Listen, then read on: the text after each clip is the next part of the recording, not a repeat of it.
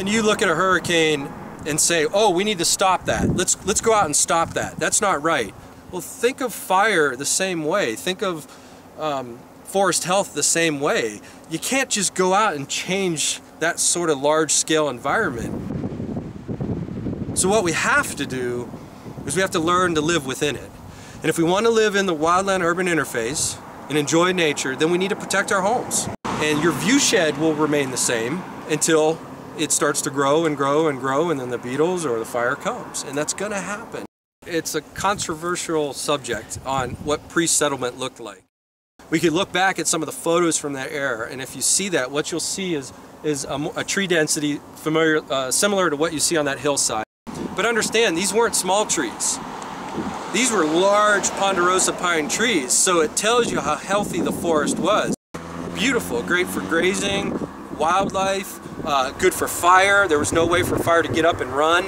But what we see now is the whole forest is shifting to a mixed conifer. In other words, ponderosa, lodgepole, spruce, other different types of trees and brush and grass are all growing together, and you can only imagine what the end result for that will be. And Mother Nature's going to clean it up. None of this is our fault. It's Mother Nature, and it's what she does. And you know, whether the beetles come and clean it up or fire comes and cleans it up, one of the two is going to happen. My name's Karen Simmons, and I live on Sunshine Canyon. I work at the university, and we lived here year-round for 7 years. Bought the place in 1969. So the fire came from the east, and it burned up the draw that goes down to the town of Sunshine, burned up the hill across this open space, and got within 2 feet of the generator house. And the generator house door bubbled and could have caught. It all begins with the homeowner's effort. There's 3 different zones in that sort of mitigation. One's zone 1, that's the area immediately around the home. A lot of the homes that were compromised in the Fourmile fire were compromised because of lawn furniture, stacked firewood, flammables on people's decks, grasses that came straight up to their homes. It wasn't because of the trees. And so it really all starts with the homeowner taking a real conscious effort to protect zone 1. Make it non-flammable. If you put a shovel and a rake and hose, if you've got water, where firefighters can access them, then they can use those to help mitigate fire that's approaching a structure. And lo and behold, you know, after 40 years, they came and they used that shovel and that rake to pull the fire away from my generator house. I was so grateful that they had told us all that. This was the original cedar siding on the house. It got really, really dry, and I was very concerned that if a fire did come along, it would burn down. I got this hardy board siding, which is a cement fiber siding, and we just put that right over the old siding, so I now have a 3/4 inch insulation of the wood. From some of the California fires, it was clear that if you had a single pane of glass, if you got a hot fire, the fire would break the glass, and then it enters the house, and the house burns down. So they figured out that if you put a double pane of safety glass, the outer pane may break from the heat, but it won't fall in. And then the second pane of glass protects you from fire entering the house and burning the house down. So that's what I did last year, and knock on wood, we didn't test it, but I'm awfully glad I've got it. As we move outward from the house, we talk about Zone 2. Zone 2 is an area basically 100 feet or so outside from every corner of the house. That 100 feet, what you want to do is you want to really thin the forest down. You want to remove trees. You want to create some openings, 20, 30, 40-foot spacing between each tree. You want to pull the limbs and cut them from the trees so the fire can't get up into the trees. So the fire came from the east, and it came up along the road here.